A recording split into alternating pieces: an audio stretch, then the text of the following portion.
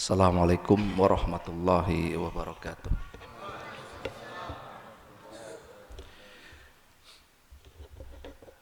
Alhamdulillahilladzi bi ni'matihi tatimmus shalihat. Walhamdulillah hamdan katsiran thayyiban mubarakan fihi kama yuhibbu rabbuna wa yarda. Asyhadu an la ilaha illallah wa asyhadu anna Muhammadan abduhu wa rasuluh. Allahumma salli wa sallim ala nabiyyina Muhammadin wa ala alihi wa ashabihi ajmain. Amma ba'du. Alhamdulillah,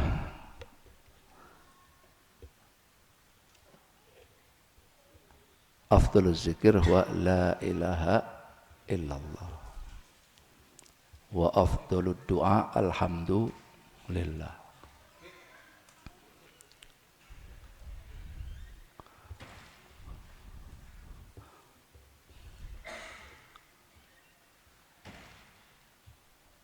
Bersyukurlah Bapak Ibu sekalian ada di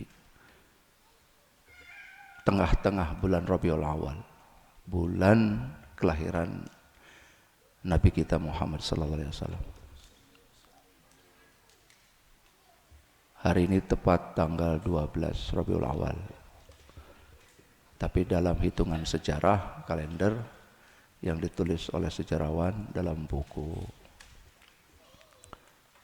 Ar-Rahiq Al-Makhtum karangan Syekh Sofi Rahman Al-Mubarakfuri itu menulis bahwa Nabi lahir di tanggal 9 Rabiul Awal tahun gajah, tepatnya tanggal 22 April 571 Masehi kalau dimasehikan.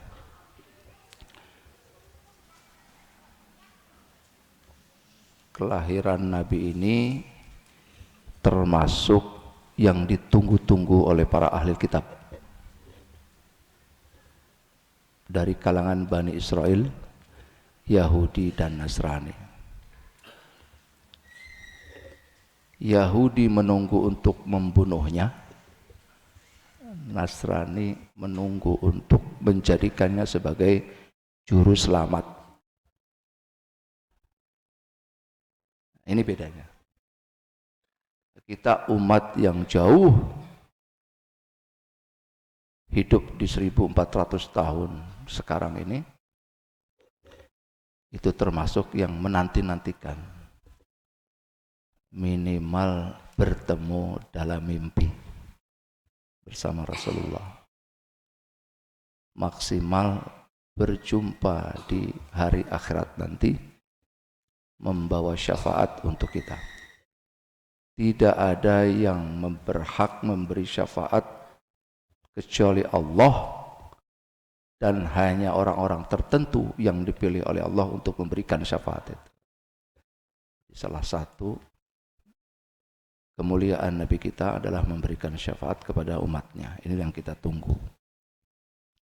Saya sedikit bercerita tadi, karena kalau diminta untuk berkisah sirah Nabawi, sebenarnya Ustadz Nurtoni ini dari tadi membacakan sirah sebenarnya.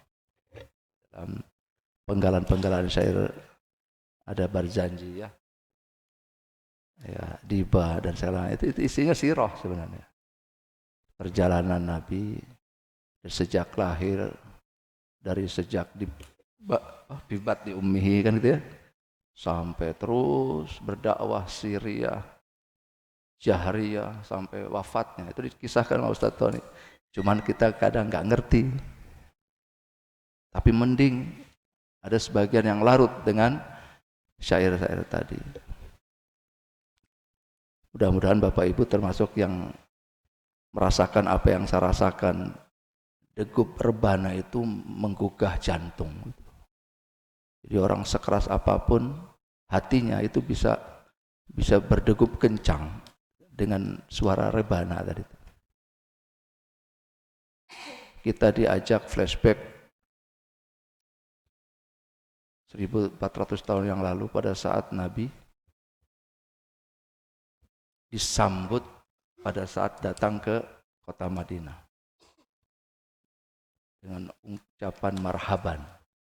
Marhaban ya Rasulullah.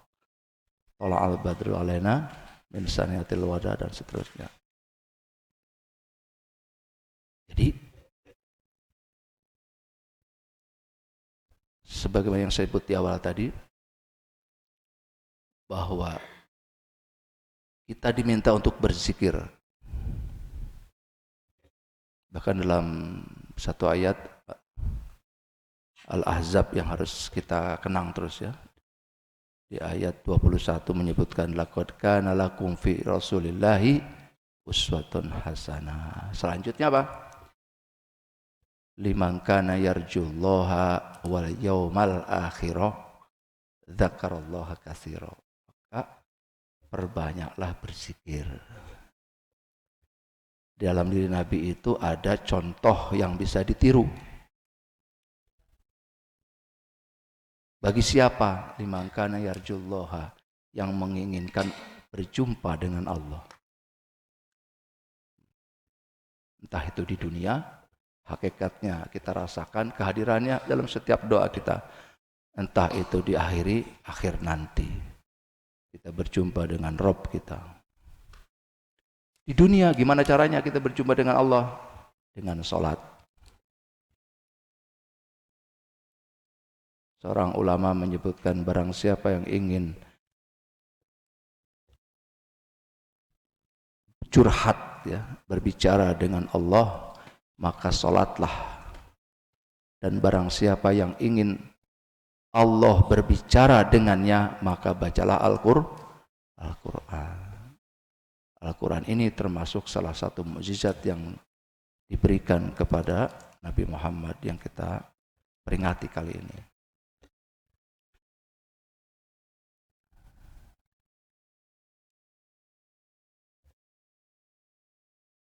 Liman kana yarjullaha wal yaumal akhirah. Bagi siapa tadi yang mencontoh Nabi itu? Bagi yang menginginkan Allah dan hari akhir nanti. Kita disuruh beriman. Tujuannya apa? Supaya yakin ada kehidupan lain setelah hidup ini. Itu masalahnya. Banyak orang yang gak yakin, gak iman, gak percaya.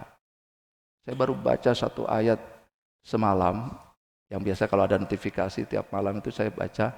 Salah satunya apa? Orang-orang beriman itu yang selalu mengerjakan amal soleh, sedangkan orang-orang kafir di ayat terusnya itu adalah orang-orang yang selalu menertawakan orang beriman.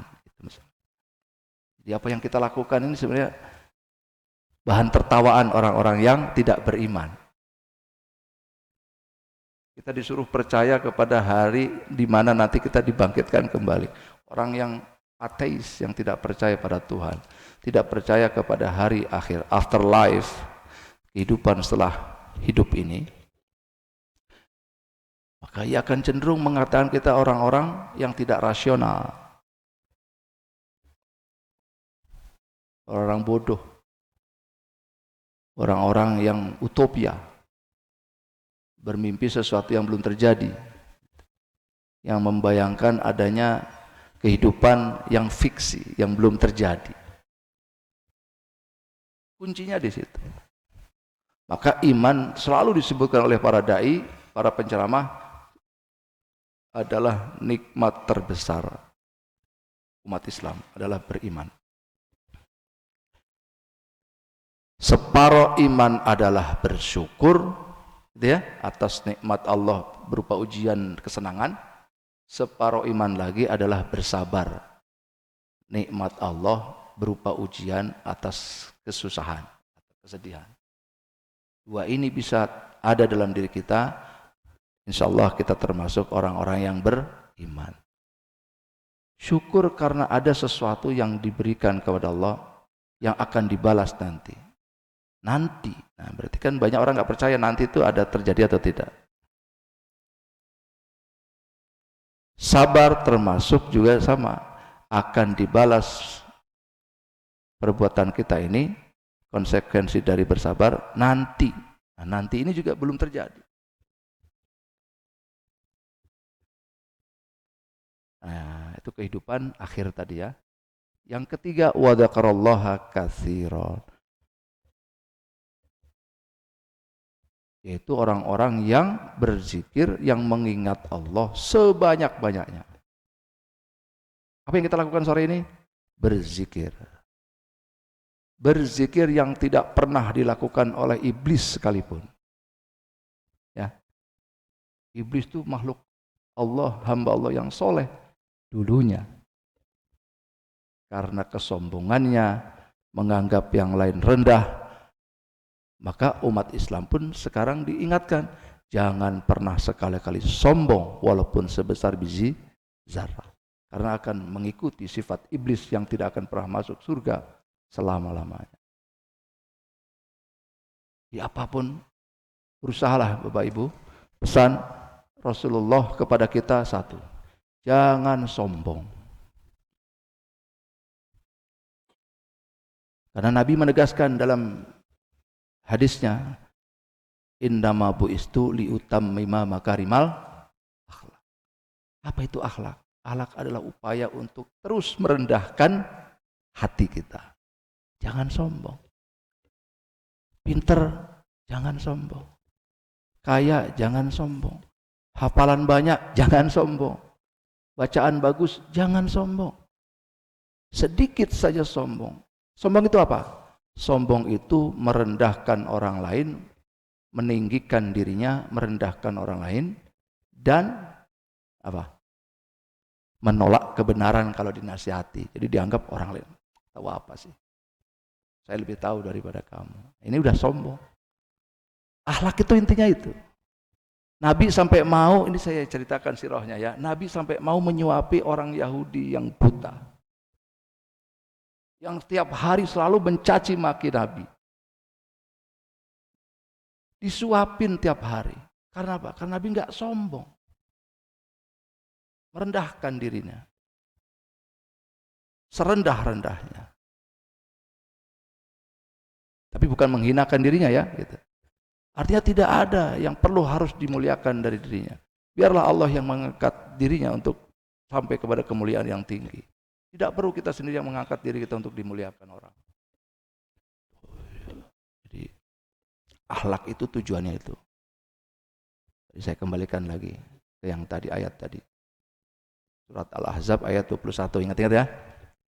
Laqad kana lakum fi Rasulillahi uswatun hasanah. Dalam diri Nabi itu ada contoh-contoh yang bisa ditiru. Persoalannya, banyak umat Muhammad ini gak mau nyontoh nabinya sendiri. Lebih tertarik nyontoh Nabi Khidir misalnya, ya kan? Atau nabi-nabi yang gak pernah diceritakan di dalam Al-Quran. Masih mending kalau nyontoh Nabi Daud kan gitu, puasa Nabi Daud gitu ya. Nyontoh Sulaiman dalam bersyukur memanfaatkan hartanya, enggak apa-apa. Tapi setelah Nabi Muhammad turun, maka contohlah Nabi Muhammad, karena masih banyak perilaku kehidupan Nabi Muhammad yang belum bisa kita contoh. Sekecil apapun. Kalau belum bisa yang besar-besar, yang kecil-kecil. Semua tindakan Rasulullah adalah doa, zikir. Zikru. Masuk masjid, ingat Allah, baca doa. Keluar masjid, ingat Allah. Tadi wadzakarallah katsir. Keluar masjid, baca doa. Masuk WC, baca doa. Zikir, ingat Allah. Mau pakai baju, zikir. Alhamdulillahilladzi kasani hadas saub. Jadi kan doa sebaik-baiknya doa apa tadi saya sebutkan di awal? Alhamdulillah. Alhamdulillahilladzi kasani hadas. Segala puji bagi Allah yang telah memberikan baju ini untuk saya pakai. Setelah makan alhamdulillahilladzi at'amani hadza wa razaqanihi min ghairi haulin wala quwwah. Puji syukur kepada Allah yang telah memberikan ini untuk saya makan, untuk yang telah memberikan rezeki. Doa lagi. Berhubungan suami istri, berdoa lagi. Semua bertemu orang, mendoakan. Assalamualaikum. Assalamualaikum itu doa, Bapak Ibu. Hati-hati dengan ucapan ini. Kita jangan sampai kalah dengan orang-orang Bani Israel, Yahudi dan Nasrani. Mereka selalu mengucapkan shalom, shalom alaihim, shalom alaihim, maksudnya apa? Assalamu alaikum. Nah, kita udah punya redaksi yang tepat, yang bagus, enak didengar. Assalamu alaikum. Itu mendoakan orang. Ketika seseorang mengucapkan doa, maka sesungguhnya dia sedang mendoakan saudaranya. Nabi memberi contoh ini. Dalam satu riwayat disebutkan, tidaklah masuk surga seseorang yang tidak beriman. Tidaklah seseorang dianggap beriman kalau dia tidak saling mencintai. Maukah, kata Rasulullah, aku ajarkan satu amalan yang bisa membuat kalian saling mencintai? Sebarkanlah salam. Salam wa it'amut ta'am. Dalam riwayat yang lain, dalam riwayat muttafaq alaih menyebutkan itu tadi. Sebarkanlah salam. Dalam riwayat lain juga disebutkan, sebarkanlah salam baik yang dikenal maupun yang tidak kenal. Inilah salah satu sifat-sifat amal perbuatan Nabi yang dalam Sirah Nabawi ditulis di situ. Kembali ke kitab tadi. Pak Budi, ya ini yang meminta saya. Saya sudah kirimkan satu bundle buku. Yang satu bukunya, yang satu mukhtasarnya, ringkasannya. Buku ini dipelajari sewaktu saya kuliah. Itu 1 semester Sirah Nabawi ini. Salah satu bukunya mungkin termasuk ini gitu ya, yang masih banyak buku yang lain. Itu judulnya Ar-Rahiq Al-Maktum. Itu buku juara pertama ya, pemenang lomba karya ilmiah penulisan sejarah Nabi yang diadakan oleh Rabithah Alam Al-Islami. Penulisnya adalah Syekh Safiur Rahman Al-Mubarakfuri. Kenapa? Karena ditulis dengan gaya bahasa yang bisa menyentuh hati.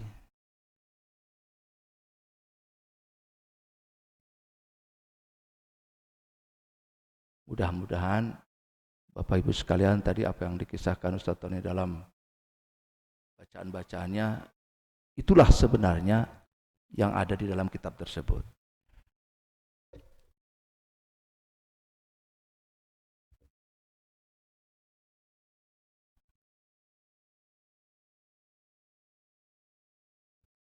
Di kitab tersebut dituliskan bagaimana sebelum Islam turun, jauh sebelum Nabi terlahir, seperti apa kondisi bangsa Arab saat itu.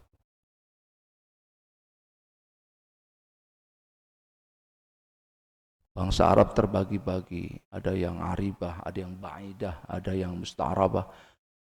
Nah, keturunan Nabi ini dari yang Musta'arabah.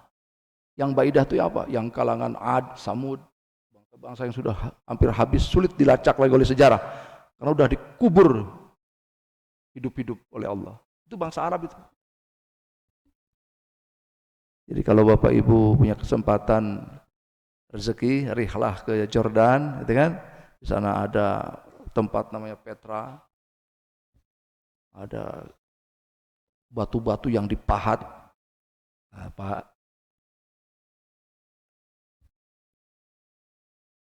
ada mungkin sebagian Bapak yang pernah ke sana, mungkin ya. Itu peradaban Arab sesungguhnya. Bahkan Nabi sendiri berkisah kalau lewat situ buru-buru pergi, karena itu tempat yang dikutuk. Karena tempat yang diturunkannya azab saat itu. Disitulah maka kita kenal para nabi yang diturunkan kepada umat-umat yang tujuannya adalah untuk membersihkan keyakinan sebelumnya. Jadi kalau kita lihat silsilah nabi itu terbagi dari 3 kategori. Dari Nabi Muhammad sampai ke buyutnya, ya, sampai ke Adnan. Ya, Adnan ini anak dari salah satu anak Ismail.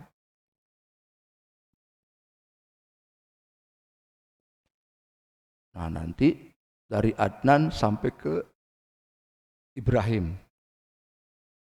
Kemudian dari Ibrahim sampai ke Adam. Yang cukup kita sering ma'ruf kenal ya cukup dari Nabi Muhammad sampai ke Adnan. Karena Nabi mengingatkan setelah Adnan sampai ke Ismail sebenarnya masih banyak periwayatan sampai 40 sekian. Itu banyak kisah-kisah yang bohong, ngaku-ngaku turunan Ismail. Itu persoalannya. Jadi cukup sampai Adnan banyak dikisahkan. Nabi termasuk golongan yang bernasab keturunan Nabi. Jadi sudah ditakdirkan, digariskan oleh Allah setiap Nabi itu punya nasab dari orang-orang yang soleh sebelumnya. Maka ketika Nabi seumuran, di sini ada yang 12 tahunan, ada yang 12 tahun. Lebih ya? Siapa 12 tahun itu? Dibawa oleh pamannya ke Syam berjumpa dengan Buhairah, seorang pendeta dari kalangan Nasrani dengan nama yang ma'ruf dulu namanya Girgis. Kalau ditulis dalam bahasa Arab Jirjis. Itulah yang menyebutkan bahwa jagalah anak itu karena dia punya tanda-tanda kenabian. Kok bisa tahu kata Abdul Thalib? Karena ada di dalam kitab suci kami, di dalam Taurat dan karena Nasrani berarti perjanjian baru, ya kalau Yahudi berarti perjanjian lama. Taurat atau orang mereka kenal dengan istilah Torah atau Taurat.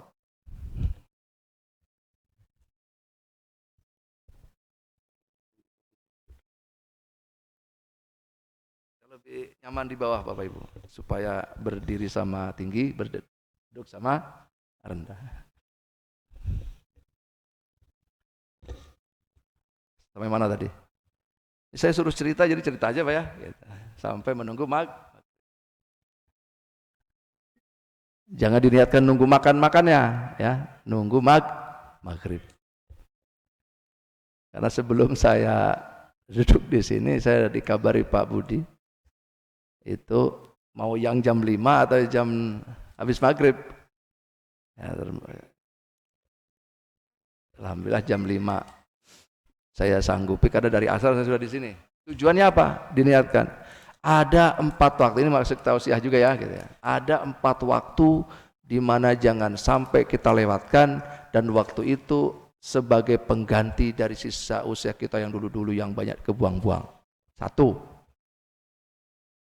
Waktu malam menjelang subuh. 2. Waktu asyar menjelang sekarang. 3. Waktu maghrib menjelang isya.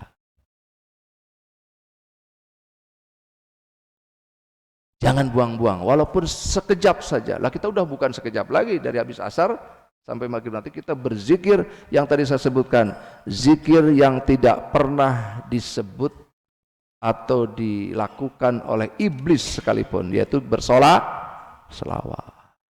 Jangankan bersolawat, mengakui manusia sebagai makhluk yang mulia pun tidak, apalagi mengakui Muhammad sallallahu alaihi wasallam. Jadi Muhammad ini kan manusia. Mana mau iblis bersolawat? Jadi kita nggak menuduh juga ya, gitu. Janganlah sampai ada orang yang nggak mau sholat terus kita bilang iblis, kan nggak. Tapi sudah ada sifat-sifat iblis di dalam dirinya, termasuk sombong tadi. Jadi jangan pernah jauhkan sifat sombong, karena itu tidak ada gunanya, malah justru menyengsarakan kita nanti, karena sudah ada klaim bahwa orang sombong tempatnya di neraka.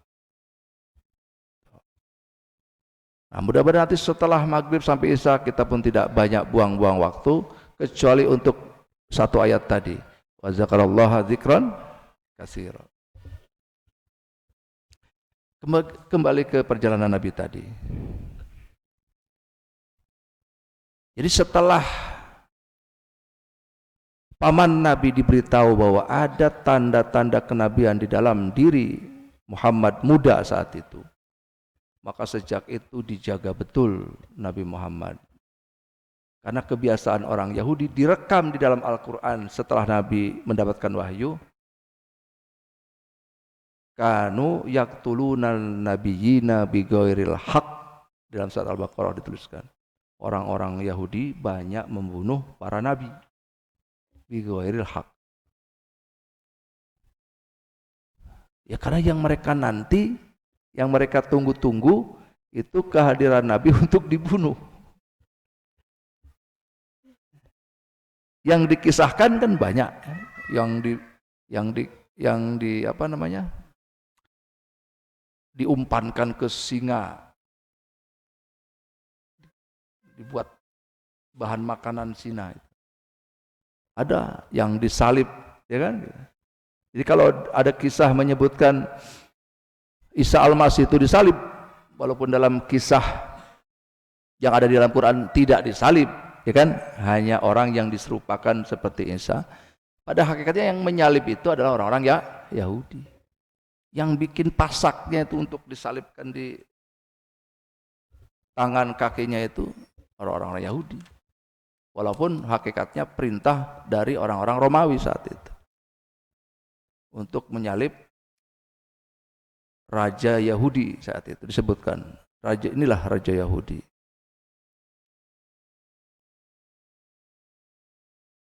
Padahal sebenarnya orang yang menghukum yang dinamakan Isa saat itu, yang sebenarnya adalah Judas Iskariot yang diserupakan oleh Allah, itu mereka menganggap bahwa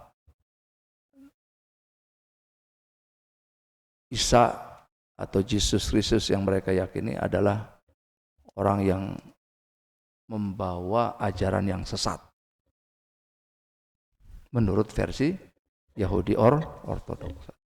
Sama seperti kehadiran Nabi Muhammad di kalangan Bani Israel, dianggap orang yang sesat, yang menyesatkan. Nah, sekarang saya cerita, kenapa Nabi dianggap sebagai orang yang sesat. Nabi aslinya orang soleh. Kelahiran Nabi termasuk yang dieluk-elukan, dibanggakan, bahkan sekelas Abdul Lahab, Abu Jahal pun ikut bangga dengan kelahiran Nabi. Ini akan ada keturunan orang soleh. Maka kita termasuk mungkin orang-orang yang senang dengan kelahiran Nabi. Maka banyak ekspresi untuk mengungkapkan rasa senang, gembira atas kelahiran Nabi, salah satunya dengan perayaan Maulid ini. Jadi tidak ada argumen untuk mengatakan Maulid ini ajaran Islam, gitu ya. Ada yang membid'ahkan segala macam. Cukup untuk mengatakan bahwa Maulid ini bukan ritual keagamaan, bukan ibadah, tapi ungkapan ekspresi rasa cinta kita sebagai umat Muhammad. Dan banyak ekspresi itu, salah satunya dengan, jadi bukan bagian dari ritual ibadah, tetapi di dalamnya ada zikir sholawat tadi, bersolawat kepada Nabi.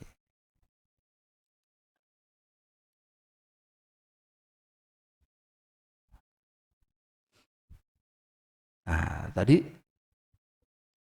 saya ingatkan kembali bahwa ketika Nabi sudah mulai mendapatkan wahyu, perintah atau diangkat menjadi Nabi, menjadi Rasul di umur 40 tahun, maka Nabi berubah status dari soleh menjadi muslih. Orang soleh yang berusaha memperbaiki diri dan orang lain. Kalau yang soleh itu kan cuma memperbaiki diri dia. Abdurrahman soleh banget misalnya kan, menjalankan seluruh perintah Allah, menjauhi larangannya. Soleh, kenapa? Berada dalam track, nggak menyimpang. Tapi ketika Pak Abdurrahman ngajak anak, ngajak istri, ngajak tetangga, kan, ngajak teman, ngajak, berusaha ingin memperbaiki kondisi mereka, maka Pak Abdurrahman statusnya menjadi orang yang musleh, yang memperbaiki orang.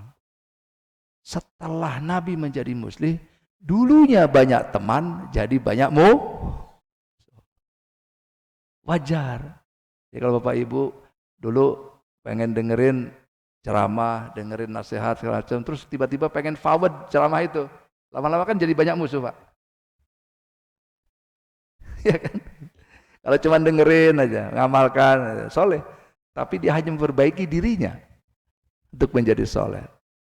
Nah, Nabi ketika diangkat menjadi Nabi, maka yang tadinya Abu Lahab mencintai jadi membenci, yang tadinya Abul Hakam atau Abu Jahal yang dikenal itu yang tadinya mencintai jadi membenci. Umar membenci sebelum masuk Islam, Abu Sufyan. Banyak lagi ya yang membenci Islam saat itu. Tapi itu dianggap sebagai permulaan penyebaran Islam yang menjadi ujian bagi Nabi untuk lebih meneguhkan keyakinannya.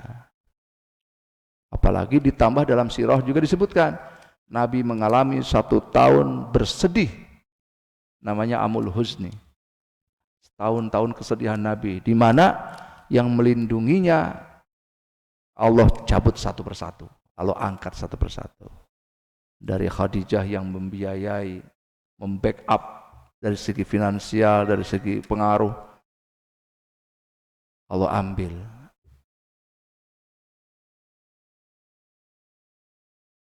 Kakeknya sendiri yang membackup sebagai tokoh yang melindungi, Allah ambil. Pamannya sendiri, bayangkan. Bapak Ibu lagi semangat-semangatnya dakwah,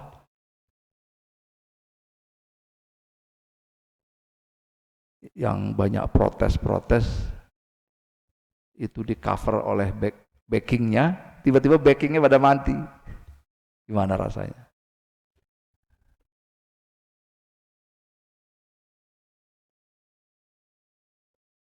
Nah, setelah itu di dalam sirah juga dikisahkan Nabi diberi hadiah oleh Allah di masa kesedihan itu dengan peristiwa Isra Mi'raj. Turun perintah untuk mengerjakan sholat. Jadi perintah sholat ini termasuk perintah yang langsung datang dari Allah. Saya pernah nonton satu podcast, bukan podcast lebih tepatnya, kayak talk show gitu. Ada seseorang, saya nggak perlu sebutkan namanya ya, kalau saya sebutkan nanti menggibah saya. Jadi ada seseorang yang bilang ke hostnya, tolong beri saya alasan, bujuk saya supaya saya bisa sholat. Kalau Bapak Ibu sering nonton YouTube, pasti nemu itu. Gak perlu disebut, nanti menggibah.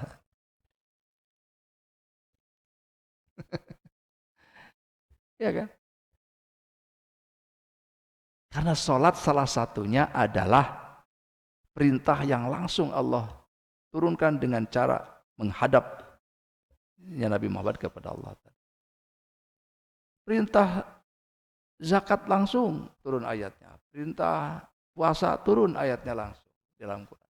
Perintah haji sekalipun turun. Tapi perintah sholat langsung dipanggil. Nah, jadi cara berkomunikasi kita dengan Allah salah satunya adalah dengan sholat. Tanda yang membedakan umat Muhammad dengan umat yang lain adalah dengan sholat.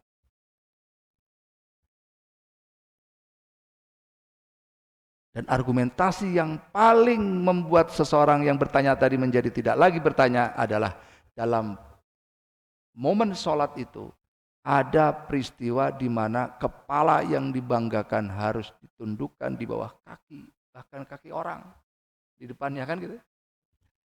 Kalau kita lagi sholat jamaah kan, kaki yang kita puja-puja ini, yang kita bangga-banggakan ini berada posisi di bawah kaki orang, kan. Seberapa mulianya kita.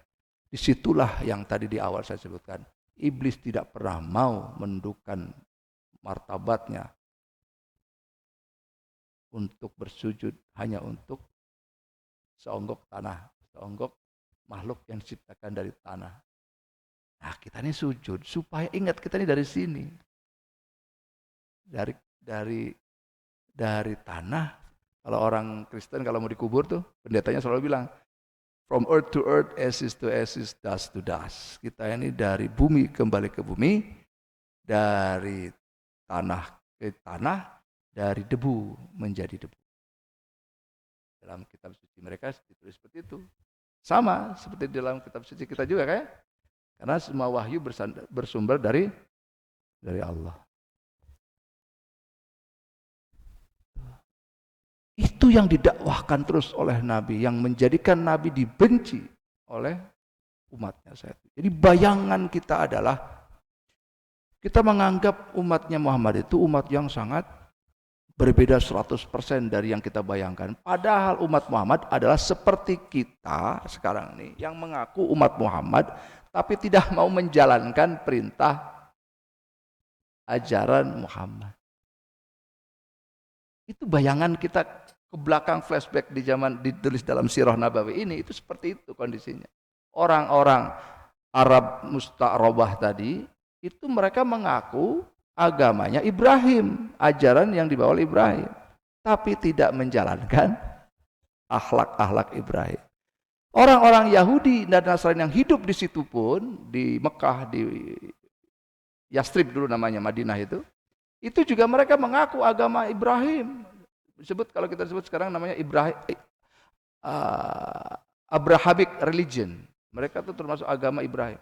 Kalau kita sebut dalam zikir pagi petang itu ya, ada ya, ala millati Ibrahimah Hanifah. Kita berada dalam milah, ajaran Ibrahim atau agama Ibrahim yang lurus. Mereka bertawaf, mereka sholat, mereka bersedekah.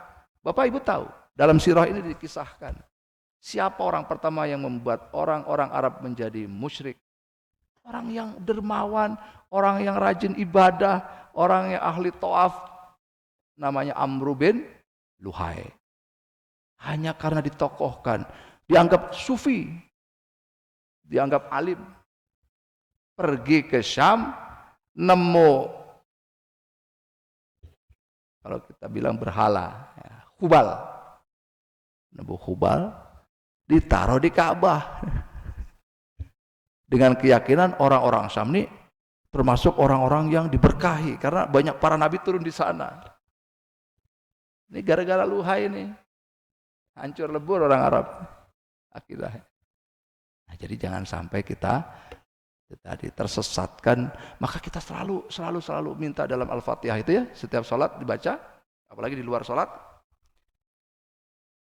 ihdinas siratal mustaqim siratal ladzina an'amta alaihim ghairil maghdubi alaihim waladdallin.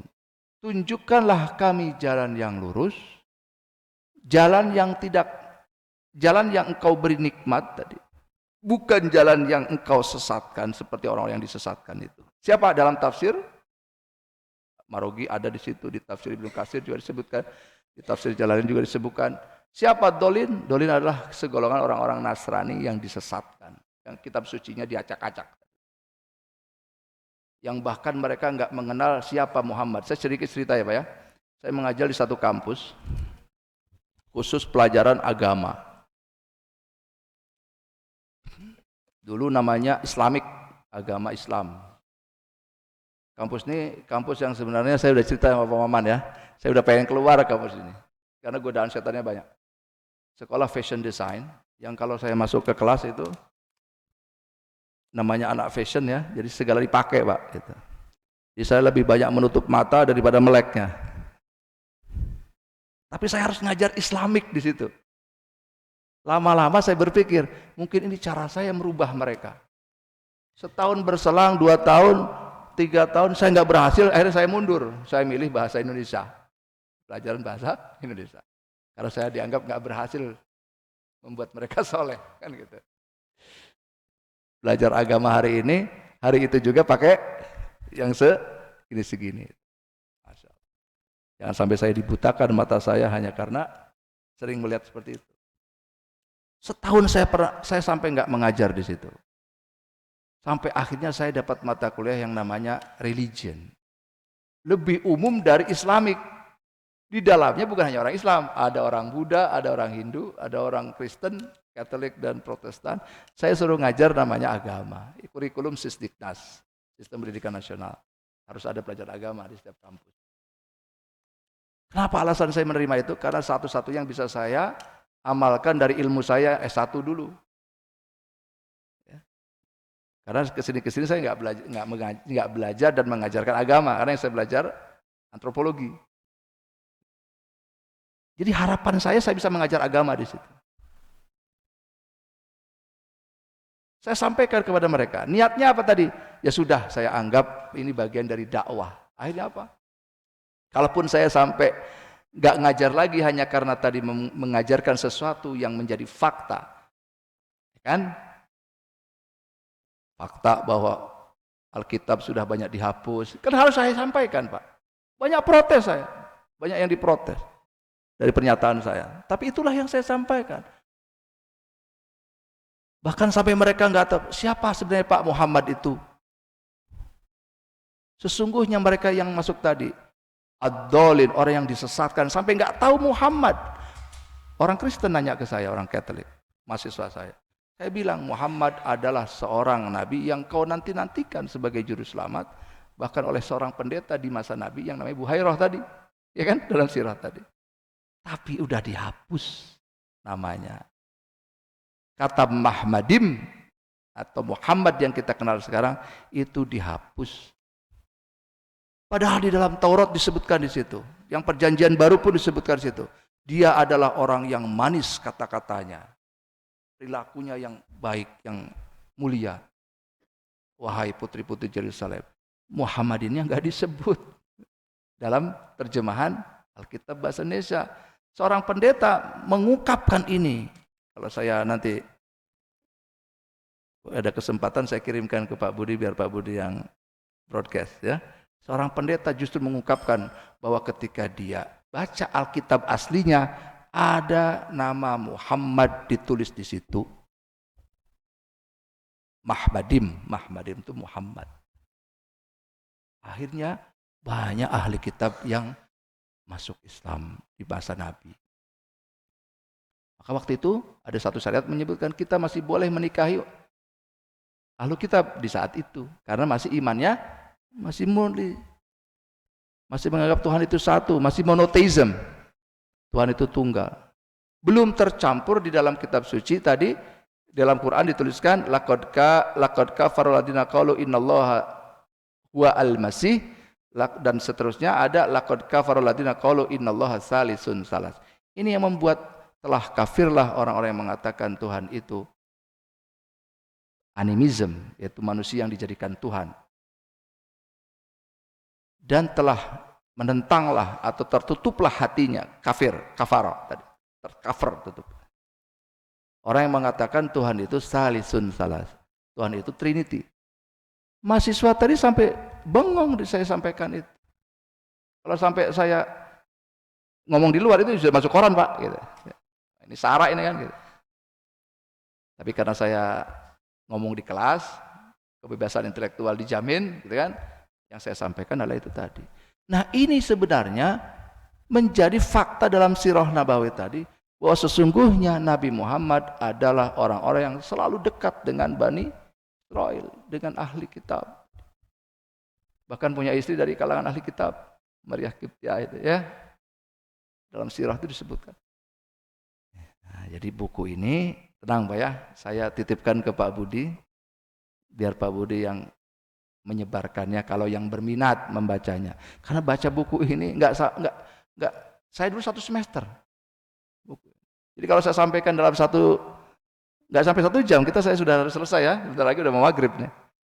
45 menit saya harus sampaikan 234 halaman plus 135 halaman mukhtasornya. Enggak nyampe 45 menit. Jadi Bapak Ibu bisa nanti membaca baik-baik pelan-pelan. Mudah-mudahan jadi wasilah kita berjumpa dengan Nabi, minimal dalam mimpi, maksimal dalam perjumpaan kita di yaumil akhir nanti. Karena Nabi pernah menegaskan di dalam hadis riwayat yang sahih, barang siapa melihatku, sesungguhnya ia telah benar-benar melihat. Karena setan tidak bisa menyerupaiku.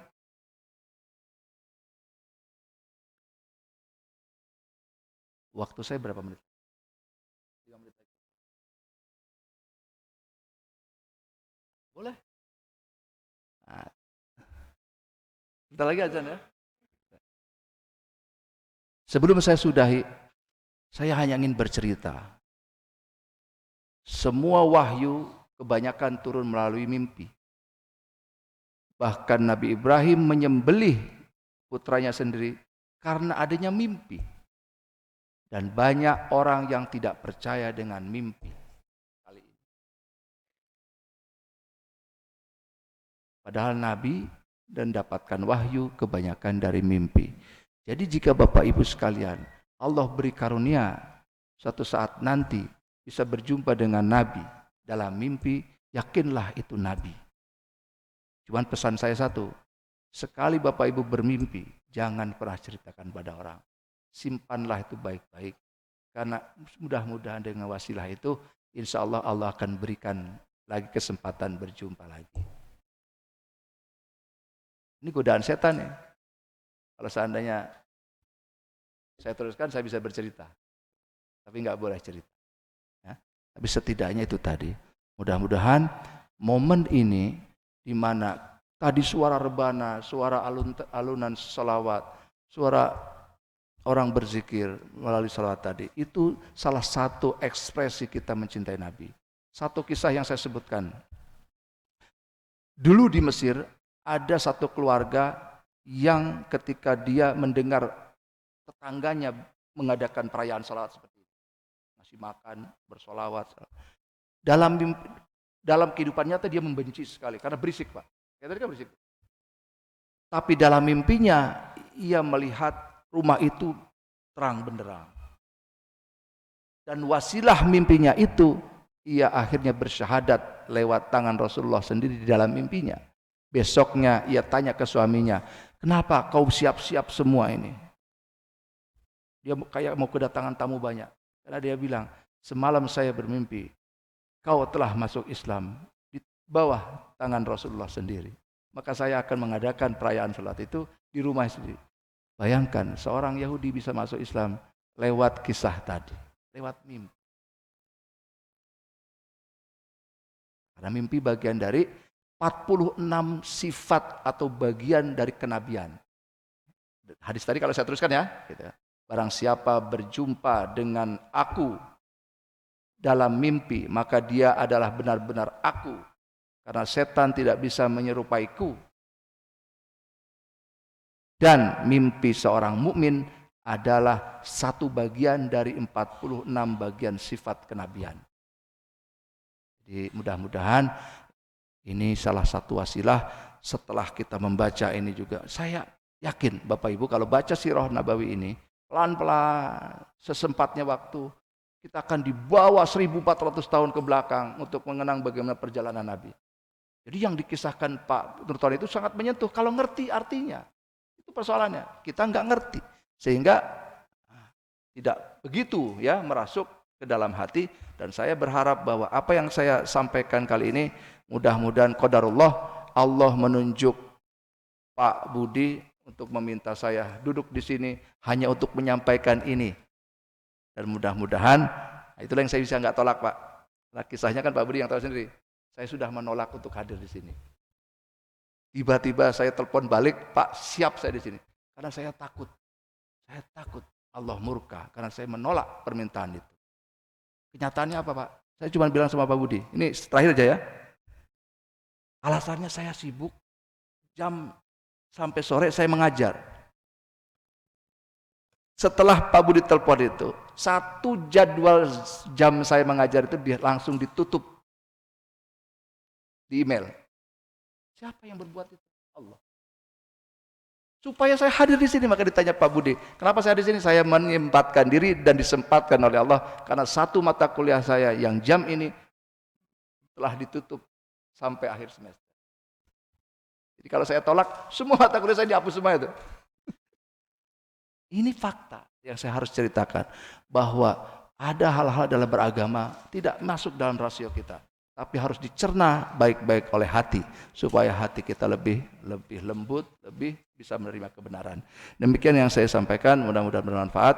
Jika ada waktu untuk bertanya silahkan sampai waktu adzan maghrib tiba. Silakan.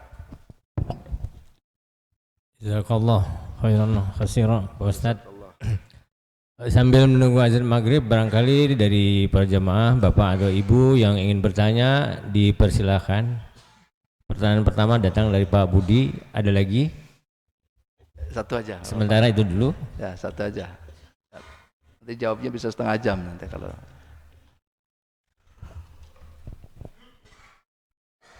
Assalamualaikum warahmatullahi wabarakatuh. Waalaikumsalam warahmatullahi wabarakatuh. Alhamdulillah, terima kasih Ustadz Hendra sudah menyempatkan waktu untuk bercerita tentang kisah Nabi.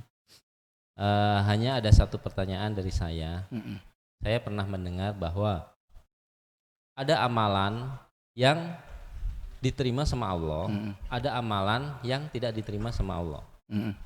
Misalkan contohnya ada sholat yang diterima sama Allah, ada sholat yang tidak diterima sama Allah. Tapi ada satu amalan yang siapapun yang mengerjakannya dalam keadaan apapun pasti diterima. Itu pasti diterima. Amalan itu adalah sholawat kepada Nabi Muhammad. Mohon penjelasannya Ustaz. Ya. Assalamualaikum warahmatullahi wabarakatuh. Waalaikumsalam warahmatullahi wabarakatuh. Pertanyaannya bagus, menyambung dengan yang saya sampaikan tadi sedikit saja, bahwa amalan sholawat adalah amalan tadi yang saya sebutkan tidak pernah dilakukan oleh iblis. Bahkan Allah memerintahkan dan Allah melakukan sendiri. Innallaha wa malaikatahu yusholluna 'alan nabi. Itu Quran yang ngomong, bukan hadis. Sesungguhnya Allah dan para malaikatnya mendoakan Nabi tadi. Kita bersolat kan mendoakan. Yusholluna 'alan nabi. Maka perintahnya ya ayyuhalladzina amanu Sallu alaihi wa sallimu taslima. Maka kita wajib menyebutkan Allahumma salli wa sallim ala rasulika Muhammad. Salat bisa jadi gak diterima. Contoh Pak, kita terlalu pede berangkat dari rumah ke masjid. Padahal Bapak Ibu gak pernah periksa, maaf ya, pakaian kita yang paling dalam. Di usia 40 ke atas, 50, 60 punya masalah prostat biasanya. Tiba-tiba keluar sendiri air mazi. Lebih parah lagi yang nggak kelihatan, air seni. Bisa jadi itu wasilah nggak keterima Pak. Karena apa? Wudunya batal, sholatnya pun batal. Maka sering-seringlah periksa. Karena siapa tahu disitulah celah di mana kita tidak terima sholat kita. Jadi jangan kepedean Pak. Gitu. Walaupun jangan sampai terlalu was-was juga, karena itu bagian dari setan itu yuwaswisu fi sudurin, kita ragu-ragu. Ini udah bersih apa belum? Ini apa enggak sholat? Tapi itu tadi.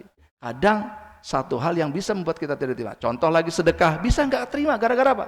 Niatnya mau memberi malah menyakiti. Maka disebutkan dalam Quran, qaulun ma'rufun khairum min shadaqatin yatba'u ada.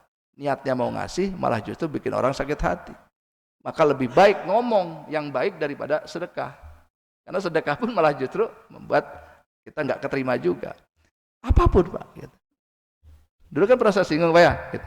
Waktu pertemuan-pertemuan masjid ya, seluruh amalan umat manusia ini itu yang mulia selalu ada setan yang mengikutinya yang bisa membatalkan itu. Berbakti sama orang tua ada setannya yang berusaha untuk tidak diterima. Menjadi pengurus masjid, menjadi imam, menjadi muazin, menjadi siapapun, berhaji, berumroh, itu ada celah di mana kita nggak bisa keterima hanya gara-gara tadi kita tidak menjaga hati tadi sampai akhirnya kita tidak diterima. Nah, maka selalulah berdoa kepada Allah, Rabbana taqabbal minna innaka antas samiul alim.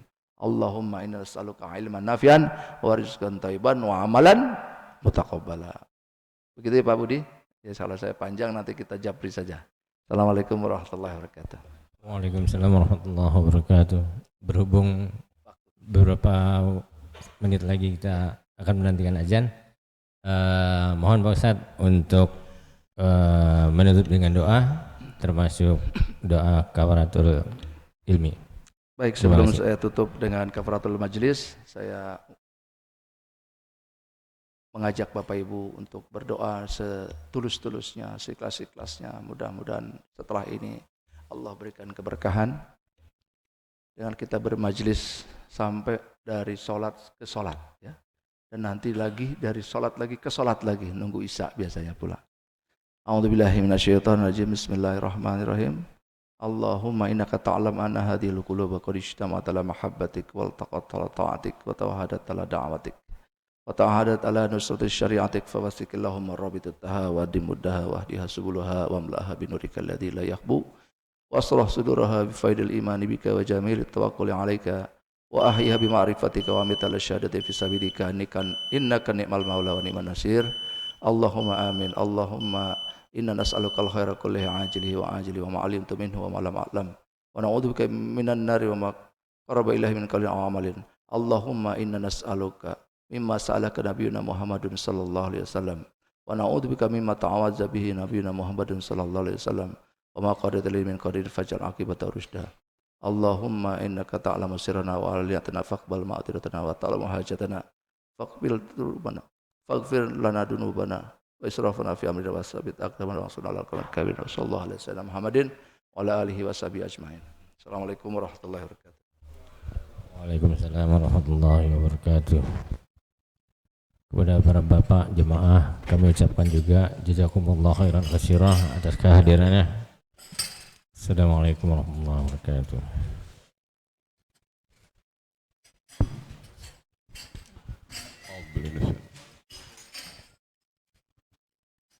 Allahu Akbar, Allahu Akbar, Allahu Akbar, Allahu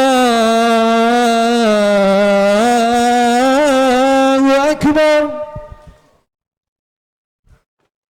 Asyhadu an la ilaha illallah.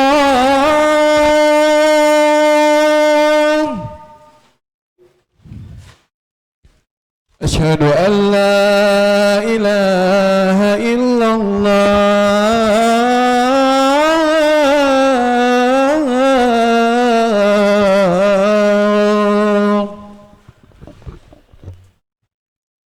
Asyhadu anna Muhammadar Rasulullah.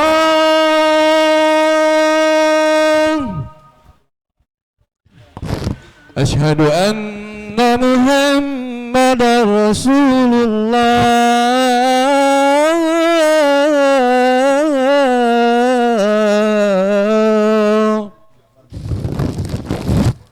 Hayya 'alas salah.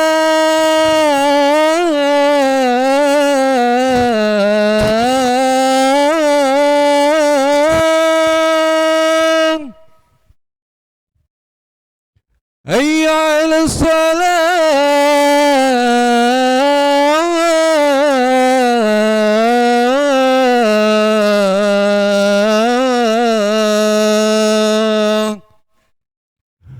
Hayya 'alal falah.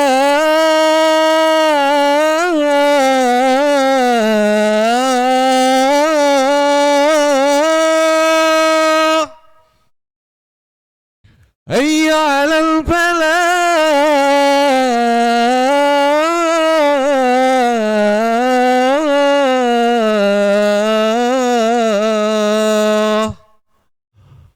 Allahu Akbar, Allahu Akbar. La ilaha